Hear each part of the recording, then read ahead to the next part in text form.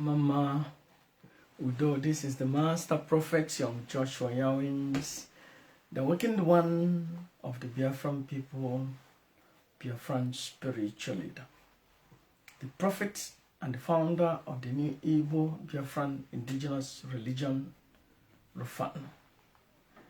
Yadrona na Mandibo, Ebobolo nono, Yadrona Nama. Chukwu chekwa unu gozie unu. Meere unu ihe ọma ka ọ dịrị ndị Igbo na mma maka ihe na-abịa n'ihu ihe buru ibu ma ụbọchị taa wụ 8 of June 2023 o nwere obere ihe m chọrọ ịmanye ọnụ. Ile anya na social media, ndị efulefu a na-akpọ comedians, ndị anọ na social media na-akpa ego, the agent of the slave masters. You have to understand all these Igbo comedians ego ole ha long time ago.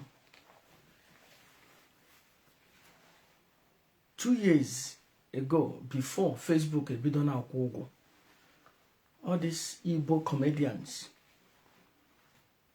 the pastors and priests and preachers, all ha promote to her. Let me just say 2-3 years ago. All around her only comedian, name her pastor, yana na makon. Makon hane push their video, or hane promote to her. Or hana here with their agents. So who has in a Facebook na akwụzi ụgwọ. Facebook na eweta ọkụ. So enwere ha other things ha ji na eri. But still, they are still enemy of the gods of the land. Enemy of ọdịnala na omenala na ndị Igbo. Achọrọ m ịga straight to the point na ihe na-emene gbasara nwanne anyị nwoke a na-akpọ Igwe Ayaya Nando na nwanne anyị a na-akpọ Dellysea, Okongwu Dibia. I have to be honest with you. I have contact with Okongwu Dibia. I communicate a couple of times. And that of course a message concerning this thing. Ilanya egrem mbo ihe abidoro. 2 days ago can bidoro na ege here or yesterday. Egrem Okongwu Dibia. Yana, one of the comedians, one of the enemies of the gods of the land. No na discuss ihe basara yana Ayaya Nando. I have to be honest and I have to be straightforward. Dellysea na achọ practice iwu dibia. But ile ya anya, all the too desperate. On a maya na ahu. You watch here, I watch them a couple of times. I watch them maybe 30 times. You lay on a maya man, all the onion a Jones on a crave for something. Hana mayama. And they watch here every time again. You cover somebody. It's just all about money. In where you get wete we hear no. But let me go straight concerning this issue. You would dream wana Okongwu Dibia or watakere amamurune 20 or 18 or 21. Maybe I got the same age with my firstborn or my firstborn Ogatoya. Ilanya Mumu watch Rihanna, that comedian. I said, what? Okongwu Dibia was somebody that has been promoted on a one address Umarosi. Now, you have to understand that you cannot separate Nde Dibia with Odenala, Nomenala Igbo. It goes together. There are some people who think that they can do ordinala, but they will abolish Ndedibia. No, you cannot. Ndedibia are those who demonstrate the power of Inhelona ordinala. Others priests and pastors, or group of people that are demonstrating Inhelona power of Christianity, which there is nothing. They want power anonymous or job. So you cannot separate Ndedibia, no menala, no ordinala Igbo. Ndedibia are Ndedibia na agwọ or na-eme ihe has to do with power, with ike, ndị na-egosi na enwere ike n'ọdịnala na omenala Igbo. Okongwu Dibia has been promoting these people. Ịga na arụsị niile dị iche iche n'ala Igbo na-egosi ihe ha nwere ike ime. And I watched him na page. Ịga na page Okongwu Dibia. Watch her like 4 or 5 days ago.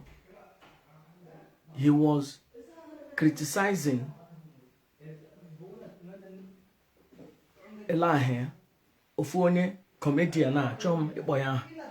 He was criticizing the same comedian Ogaragami na Ghana.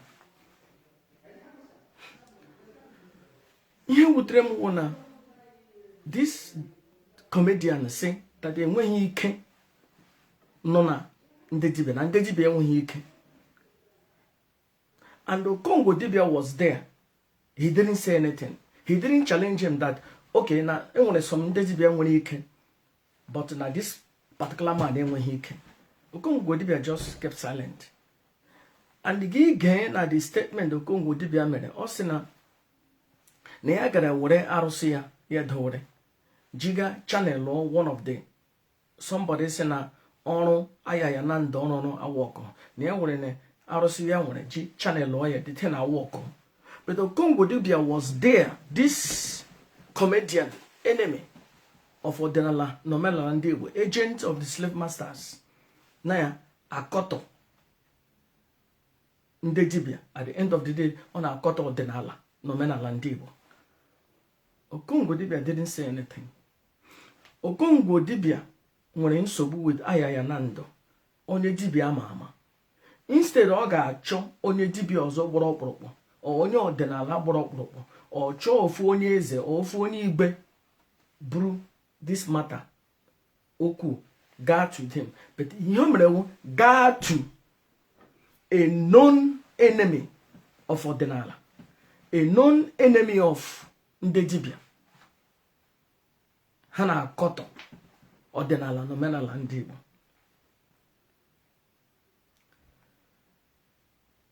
Okongwu Dibia might be right, but ebe buru na this case jenwu ana ihe awụrụ na ihe all these comedians na-enwe ha ọrụ ha nwere ajọsara either ha awụsara na Ghana, ha awụsara na Cotonou, ha awụsara na Biafran land, ha awụsara na one African country, just no laptop na ajọs na-eme joke. So na enwere ha ọrụ I destroy in Ndedibia. At the end of the day, they are aiming at Ordinala Nomela and Igbo, which their work that they have been doing is to promote Aro. This a priest and a pastor, which no in for the past 3 years. Agamase Okongwu Dibia. This comedian you're gonna contact here. You're gonna get a yana anokotazi together. And they criticized it 5 days ago. I watched him na your page. You have made your life much more difficult. And you have destroyed your future. That in ways only Dibia na Ali Igbo ga trust again next time. And I watched him you know uses it.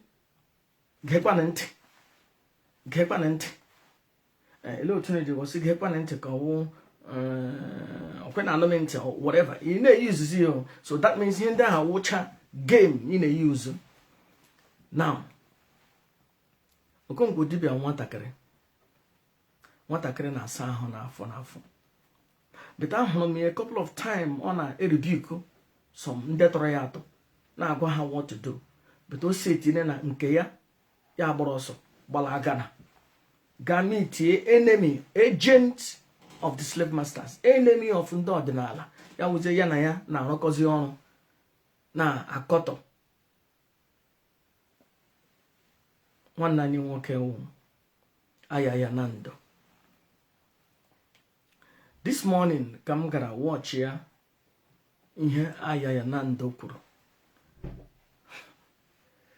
Ayaya Nando, maybe it looks like he's older than me, maybe 10 or 15 years or 20. Well, I don't think no ruin 70. Maybe he might be around 65 or 60 something. What I carry me here, or carry him 2 days. Immediately, Ogala, Pukota Arosini, Toyan Arosi. So, give me ken, Etoyan Arosi, Nasa. Why not ile bahanya na de case with the nigga nande, no. Okay, let's say na Dellysea otaranagi 20 people. Because in any haneme, mbohaneme those video and my watching. Let's say na Dellysea otaranagi 20 people. 20 people ha ga gwora ha ihe igboro na ha ka ha ji ga gbu ozu ka ha ji ga bute from ndị ọcha ihe ha nna na anyị. For me no when they working the one ndị ọcha riri anyị ọrụ anyị rie ha ọrụ ọwụ ihe ọjọọ. Out of 20, if we succeed, then you met here. You question either ga choose you compensate those 19 or get Maria yozo or get where arosi ozoka nke iji back here up. At least you can win 50% or 60% success. But in this case, all you can hear 1 to 10 or 0 to 10. So ndeni ni no onwe ke nwere success according to ihe Dellysea na-akọ. So Ayaya Nando as okin ikwesighị ime ka ihe a gbambara. Now because of ngi akpọwara ndị dibịa ahụ ọjọọ and ọdịnala, at the end of it ọwụ ndị dibịa. Ile anya ndị dibịa enwe n'ala Igbo all these people ha je nyere gold n'olu ataga ewu afọ ha ebu anyana gold jen no na moto na afọ gelegele. They really don't care about tradition. They don't care about the well-being of the land. They don't care about the tradition. They don't care about chukwu. Agbasa ha ma lọrị mma ma lọ mebi oh ha were gold tige n'olu na aṅụ gin ụmụ nwanyị na-eshekiri ihe ike. That is all they about. Now, Ayaya Nando, ịtụọna Dellysea na arụsị. And ihe wutere m ji bịa na-eme ihe awụna, that agent of the slave master, that comedian, ya na Dellysea na-ekwu okwu na Ghana, ga-watch anya. Ọ sị that ihe ndị anyị ha na-eme na ike adịghị ya. Ya tụọ gị na arụsị na onwe ihe ọ ga-eme na ike adịghị ya. Dellysea was there. Onwe ihe o kwuru. Okay, Dellysea eji naanị vidiyo ebe ọ gara na Ọkịja. Mmụọ niile dị n'iche iche, mmụọ ndị na-egbu mmadụ, mmụọ ndị na-aga akpata ego. And enwe efulefu nga ahụ na-asị na ike anọghị n'ọdịnala na omenala ndị Igbo. Dellysea didn't rebuke him and say, oh, maybe it's because of this guy or ndị ọzọ nwere ike. But because of Dellysea, ebutere ọdịnala na omenala ndị Igbo aha ọjọọ. Ọ wụzi ndị dibịa mana na ala na-arụ ndị dibịa na ya na-adịrị na ha na mma. But in this case now, ofu onye dibịa arụtala ihe a na-ejizi na-achọ ịkọ our tradition, na-echikọ ya ọnụ. So Ayaya Nando imeteghi ya by ijos were iwe icheghị ya eche.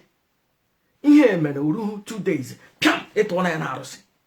And asheri ya echikọtala ezinụlọ ya isi na ezinụlọ ya na ha kpọrie na arụsị gburie ma nne ma nna ya ma relations ya. That is too much. Ihe ọbụla nwatakịrị hụkwara mee gị. And ekwentị mgbe Ayaya Nando na-atụ ya n'arụsị, onwe mgbe yi na onwe ya gọrọ ọfọ. Ọgọghọ ọfọ si ya wụrụ na ihe nwa na-ekwu eziokwu, arụsị gbuo Dellysea. Na ọgọghọ ọfọ, ọ jọsọrọ push that mmụọ ga-gbuo Dellysea, gbuo ya na ezinụlọ ya. Who does something like this? So it was only Dibia. Then you when he came also channel or somebody. And Dellysea would know way more way akaja. By he just submit himself to you, Rempuro beer, because he gonna maya now, moto na maya now. I watched him on his video the other day. I think on Sunday. You know, when you say Jesus, bine moto, when you say Jesus, you know maya na honey bine moto. When you say Jesus, bine moto. When you say Jesus, bine moto. See this. What is wrong with this boy? I am not happy. I will try to make a call to Ayaya Nando. Oga reverse this course. Okosoro Dellysea. Dellysea meeting here. In no way that I'm supporting Dellysea. Dellysea rala. Okwesiri iwuru okwu a bata na ordinary tradition dan iburu ihe bugra na efulefu in the social media and the agent of the slave masters. Onye ndị Catholic, ndị priest ji kwara ngwa i destroy omenala ndị Igbo. And we here awụrụ na ihe ndị comedians na-akọ rubbish. Dellysea has honors in exile because ndị mmadụ na-achọ ya, ndị dibịa na-achọ ya, ndị ha riri ego ha na-achọ ya because of Ayaya Nando. Ha abụọ enwe onye ga-asị mere ihe ọma in this case. Nwatakịrị mere ihe ọjọọ, okin ekwu maka iyi ihe nwatakịrị mere ka destroy ya a whole village. Mgbe ahụ wụọ na igwe ijine na ewu okin nwere akọ na uche. No. Ikwere ya, ọ sị na ikwere ya nkwa moto. Nwe onye hụrụ ka ọ na-agba moto. Isi na ikwere ya nkwa ide na-akwụ ya ụgwọ salary every month. Ime ihe accomplish. Ọ sị na ekwuru ya only once. So ele otu mmụọ gị ga-eji eje njegbuo Dellysea. In fact, mmụọ gị gbuo Dellysea. Because mmụọ nwere ike ọ gaghị ihe ihe gwara ya mee, but nke ọ ga-eje mewu ije egbu Dellysea. Ya gbuo Dellysea, ya gbuo Okongwu Dibia Ayaya Nando. Ndị Igbo aga ahapụ gị ime na ihe ọjọọ. Yara ihe imere against Dellysea ga reverse ya. And Dellysea si n'aka ndị social media wụrụ na iwụkọ ndị otu social media. Then no there. Iwu onye ọdịnala. Because otu nji hụ gị iwu onye jos na-agba social media, na-eji social media eri ego nke ị na-akpata ezuhune gị ahụ na-ama gị jijiji gị na-akọ ebe gị na-akọ ebe gị na-akọ ebe gị na-akọ ebe gị na-adị ka onye na-aṅụ mkpụrụ mmiri. You have become a greater threat to ọdịnala and omenala ndị Igbo. So bi ga-atọ m ụtọ ọ bụrụ na ibupụta ihe n'aka social media chọọ onye dibịa nọ n'ala Igbo, ha ga-settle on between gị na Ayaya Nando and kwụsị dị na-akparị ya na social media na onweghị ike. Ma ya enweghị ike onye dibịa ya wụrụ na mmụọ ji adaa na nwere ike jee buru mmụọ ọzọ kugbuo gị. We saw what happened to Chimarin Temple and that idiot Elijah Ada Jesus. Today I'm going to try to make contact to Ayaya Nando to forgive Dellysea. And I will be happy if Dellysea go mission onu shinye mission and post it na akpare Ayaya Nando. Buru case ya go to the appropriate place. so that both of them are chocha settle in here. Over na Ayaya Nando na 20 or 30 people ego gwara ha ogu onwe eke dị successful, then ya balance ya ego ha o ya ga-achọ mmụọ kara aka ka nke oji ka oji back ya ihe ọbụla. At least ekwesịrị inwe 70% ratio. That means if 100, 70% are successful or 60% are successful, then I can say maybe no sin I can down. But all this is na if 10 niile na complain no ga eburu ego na agbari na achọzi short up this boy here ka na aṅụ mkpụrụ mmiri. That is not right. Ofu igoro na ya ejighị eji wele go ha ofu arụsị tụrụ ya ọ dị too much. Na mmụọ gbuo ya na ezinụlọ ya gbuo generation ya. It is too much and you have to reverse it. It's too much, you have to reverse it. You have to reverse it. I'm try can place a call to Ayaya Nando. Oh ya wishi kotorebu. Oh you know when ya urene. Oh what a Caribbean nke ya. Chosi izuru ya hostel. Go to wezene nani ya mpuo. Ejezile e promote Dibia Ndozo. For the past 2 months come now this Dellysea ọ na-asị ekwu okwu gbasara ndị ọzọ ya wụ naanị Ayaya Nando to a kind of matter that the fix that here plan.